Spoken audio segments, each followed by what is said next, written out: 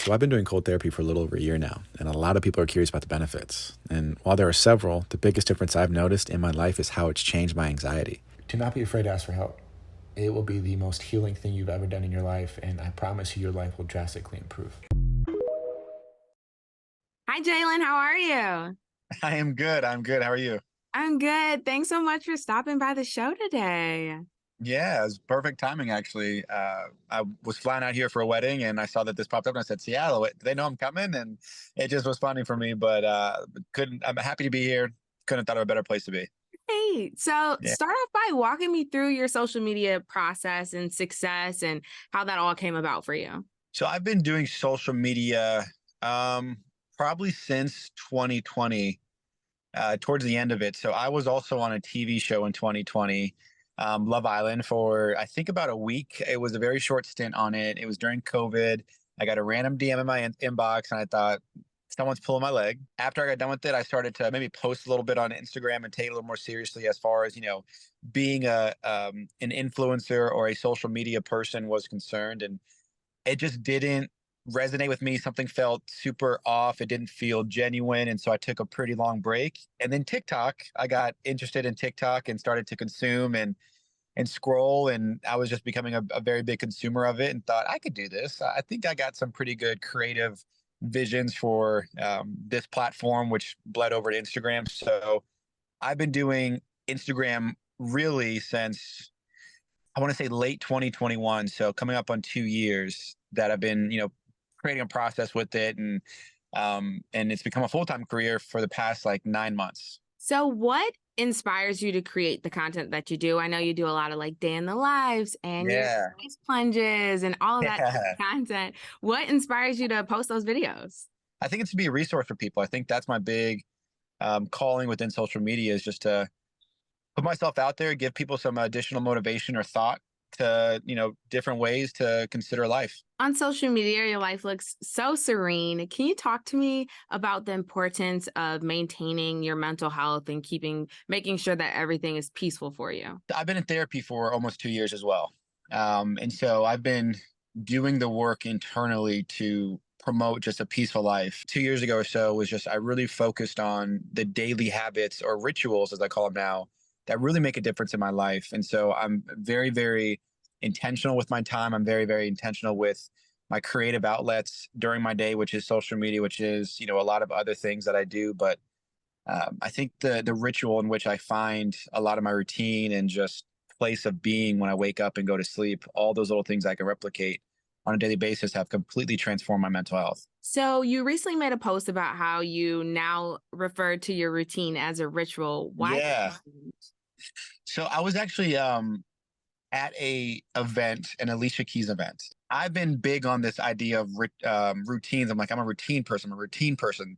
I am a routine person. And something about it just, whenever I would say it, there was a little bit of like hesitation in it that it just kind of sounded or seemed robotic. She essentially basically got to the point of this is a ritual. This is a ritual for my day to start it, to transform my day, to do all these things that make the world a difference. And I want to look at it as a ritual. So it's more spiritual. It's more, um, I don't know, just energy oriented or energy driven to change my day, start my day, end my day, all of it. You've been on the show Love Island and you recently started posting with your girlfriend Monet. Can you Yeah. Yeah. talk to me about how it is to be vulnerable on the internet, especially when it comes to love? Being vulnerable has probably been one of my biggest strengths. I think a lot of times before I started this healing journey of mine, I'd always, hold things tight to the chest. I'd always kind of hide my true self from people. I'd always try to give myself off as stoic, like there was nothing wrong with me, that I was just, a what the world would think a man needs to be, right? Are you man enough? And that was something that I fell victim to because it didn't work for me. I think in being vulnerable and being open and being honest with my mental health, my feelings, my emotions, I've actually found a lot more um, clarity in life. I found a lot more purpose. I found a lot more intention, and I found a lot more love in my life because I can tell people that I can share with people what I'm going through, what I'm doing, and being vulnerable on the internet. I think has really not only given me more of the confidence to just continue to be vulnerable, but in like your previous question, I hope it inspires other people to be vulnerable because if it's been a strength for me, I know it can be a strength for other people. And if you hide feelings, it's just going to continuously follow you. And there's going to be small things that you miss out on life because you didn't speak your mind. You didn't digest feeling. You didn't express emotion. You didn't do these things that I think the human body and anatomy needs to be able to do.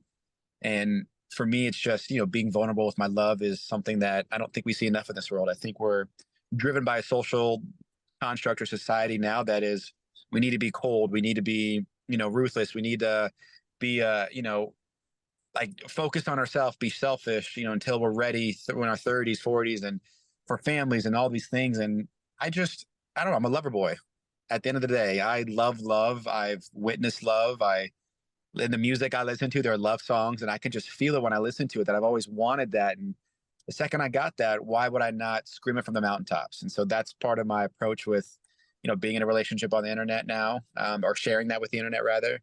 But also, like, from Love Island days to just my vulnerable self, it's authentic, it's organic, and I'm going to scream it when I am in love and when I'm pursuing love, especially with myself. How do you face criticism in the public eye? I know there's lots of haters, lots of people in the comments saying their opinions and their thoughts. How do you face that criticism? I grew a little bit of a callus because of Love Island and being like the bad boy on Love Island. Like, that obviously comes with a litany of criticism, right? And I got done with the show and I got a bunch of like racist and negative and just really awful things in my DMs. And at first I was like, why are people so mean? And what I've learned through therapy and through all these things of just being introspective of myself is that a lot of times when I'm not happy with something about myself, I'll project it onto other people. Anytime now that I get a negative comment or someone being a hater, let's say it, I don't take it personally. I just kind of take a step back and say, hey, I feel sorry that you have to come to the internet to throw negative energy at somebody you don't know based off of just a video you see. This has nothing to do with me and everything to do with them. Great mindset to have with that. Yeah. So you mentioned that you do social media full time now. How do you stay relevant in such a fast paced industry? So there's a bunch of different things I think of in like the psychology of social media that I apply to my content to stay current, to make sure that when you see my face pop up on your screen, you're like, oh, it's Jalen versus, oh, it's Jalen. Two different tones, right? And if you think of it that way of how people perceive somebody, it's like, well, if it's the latter, like, oh, it's Jalen, then those likes go away, that engagement goes away, and that impact you have on people goes away. And so for me, it's, how can I do something different, but also stay true and genuine to myself? Because there are a lot of sides to me. If you could use this interview to say anything to your followers and supporters, what would you want to say to them? I think one of the healthiest things I ever did for myself was pursue my peace of mind. And I was someone who subscribed to the idea of trying to please others, trying to live for other people, trying to, put myself out there enough for other people's acceptance. And that was probably the biggest crutch in my life, because the more time that I spent giving that energy to myself and only doing it for myself was probably the most healing journey and acceptance that I've ever had. Because on a daily basis, if I go to sleep every night knowing that I made myself proud, that I made myself feel like I accomplished something that day, and whatever that means subjectively, I knew that I felt a lot better than going to sleep, which I used to, thinking of, oh, how can this person like me? How can I be accepted by this group of people? Like, am I living up to what other people's expectations of me are? And that's not fair to myself. So if anyone's listening that is looking for something to pursue in their life, I would say pursue yourself. Pursue that love that you can have for yourself on a daily basis, and pursue these passions that you may have in your life that can completely change your life, but give you purpose. That's amazing. You are the motivation king. Dropping gems the whole interview. Yeah. What can people expect next from you? I think ultimately for me, I'd love to explore starting a podcast. I'd love to explore creating a brand. I'd love to explore those type of outlets that I can then turn this creative mind of mine into and onto, that I think can truly change the world, because that's my purpose with all of it, is to change the world. Well, I will definitely be one of your first subscribers on the podcast. Yeah. Thank you so much for being on the show today and sharing your journey and telling us more about your mental health and everything that you've experienced so far. Thank you so much, Jalen. Thank you so much for having me. It's been a pleasure. Hey, I'm Justine Baker. Thanks for watching this episode of I've Been Influenced. You can find more videos like this on our YouTube, social media, website, and everywhere you get your podcasts. Make sure you subscribe and follow our channel so you never miss a video.